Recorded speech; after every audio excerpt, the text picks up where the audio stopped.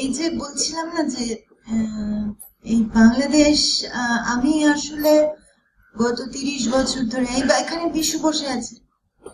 তো বিশু যখন আমাদের প্রথম পরিচয়, তখন বিশু বলতো যে ওর বাড়ি ফরিদপুরে। আর তখন বলতো যে ফরিদপুরে, আর আমি তখন ঠিক বুঝতে, ফরিদপুরে না, ফরিদপুরে তো হ্যাঁ, ভাঙ্গাতে না, হ্যাঁ। তো আমি তো তখন অতখানি বুঝতাম না যে এই ফরিদপুর ব্যাপারটার যে মানে তার যে আসলে সেটা যে ঠিক মানেটা কি, সেটা আমি ধীরে ধীরে বুঝেছি, মানে আমার নিজের যাওয়া দিয়ে বুঝেছি। আমি তো 30 বছর ধরে যাই। আমাকে একবার মনে হয় প্রভাসের, আমাদের প্রভাসের প্রভাস চলে যাওয়ার পর আমাদের যখন সবার দেখা হলো, তখন মনে হয় বিশু বা তার কোনো একটা মাঝখানের সময় আমায় বললো, তুমি বলে ফরিদপুরে যাও, এরকম একটা কথা আমাকে জিজ্ঞেস করলো।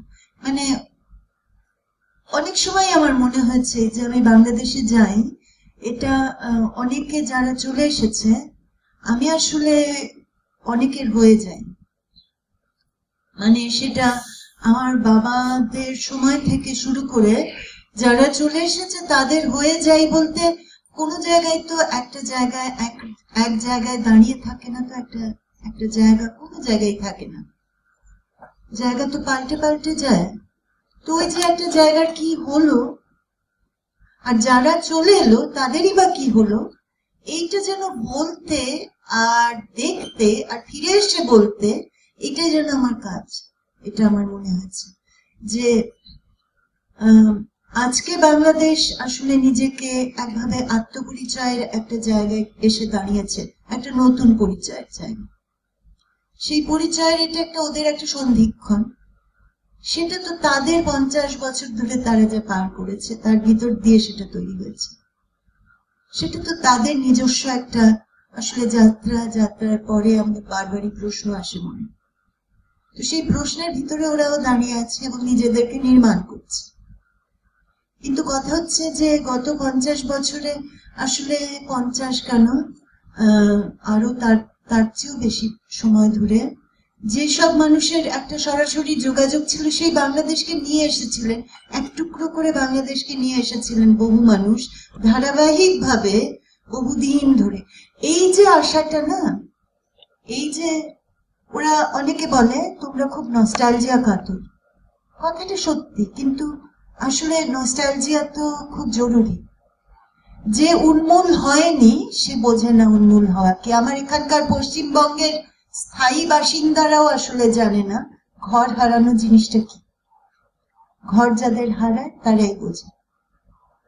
তাই জন্য ঘর হারানো অথবা ঘরের সন্ধানে বারবার করে ঘোরা, এই যে পথে থাকা, কিছু মানুষের ঘর থাকে, কিছু মানুষের পথ থাকে।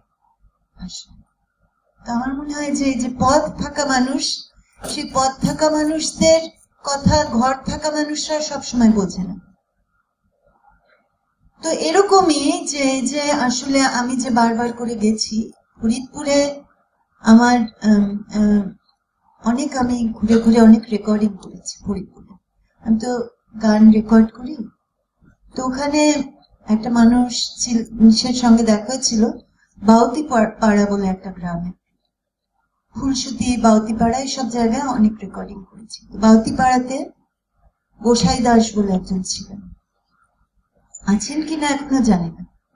বারবার বলছিলেন, এটা আমি 2006 সালের কথা বলছি, তখন বলছিলেন চলে যাব আমি এখান থেকে। গোসাই দাস কেন বলছিলেন, ওখানে একজন সাধক কবি ছিলেন, বাণীকান্ত নাম। তো বাণীকান্তর গ্রাম সেটা। তো বাণীকান্তর গ্রামে গোসাই দাস থাকেন, আর বলছিলেন যে আমরা চলে যাব এখান থেকে। তো ওই একটা উন্মূল নয়, কিন্তু উন্মূল হতেও চায় মানুষ, আবার অদ্ভুত ভাবে যে বোধহয় ওদিকে খুব একটা শান্তি। তাই জন্য বলছিল যে আমি চলে যাব, আর যখন যাব তখন ওখানে গিয়ে খুব বড় করে উৎসব করব বাণীকান্তর। তখন আমাকে বলছিলেন যে তুমি কিন্তু থাকবে তখন। আমি তখন ভাবছিলাম রেল লাইনের পাশের বস্তির কথা, আমি ভাবছিলাম মানুষ কোথায় এসে থাকে, আসলে বোঝে না। মানুষ ভাবে যে চলে আসবো, দারুণ থাকবো, কিন্তু আসলে আসাটা তো অত সহজ না, থাকাটাও অত সহজ না, ঘর করাটা, ঘর খুঁজে পাওয়াটাও অত সহজ না। তো তখন একটা গানও নিয়ে গেছিলাম, গানটা এরকম: আমি চলিলাম রাই ব্রজ ছেড়ে, আর তো আসবো না। আমি চলিলাম রাই ব্রজ ছেড়ে, আর তো আসবো না। একবার দেখে লড়াই জন্মের মতো, আর তো দেখা হবে না। একবার দেখে লড়াই জন্মের মতো, আর তো দেখা হবে না। আর তো আসবো না। এলো রাধে চূড়া ধরা,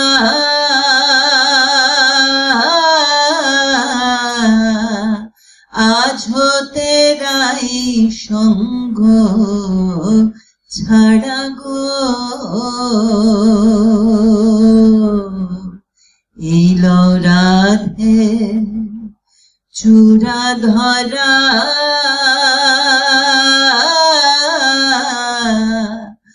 আজ হতে রাই সঙ্গ ছাড়া গো। তোমার মন ভোলানো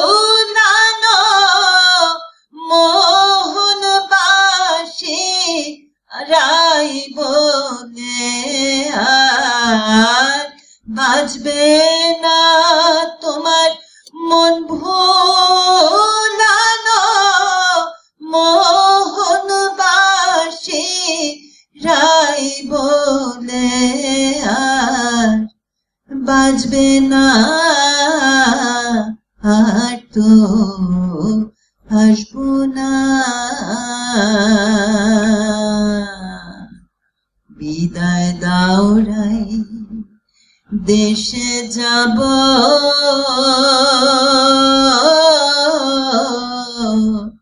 পা ধরে আর কত সাধব গো। বিদায় দাও রাই দেশে যাব,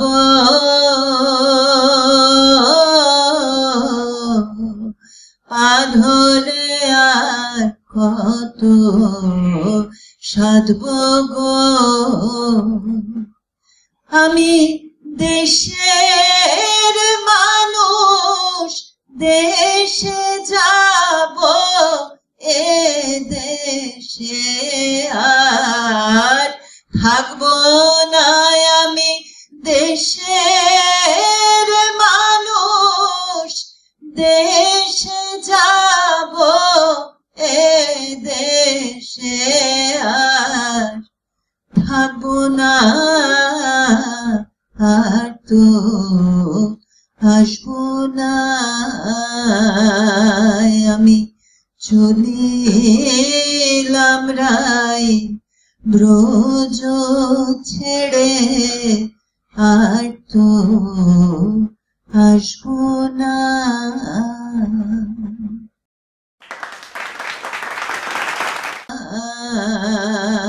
আমি চলিলাম রাই ব্রজ ছেড়ে, আর তো আসবো না।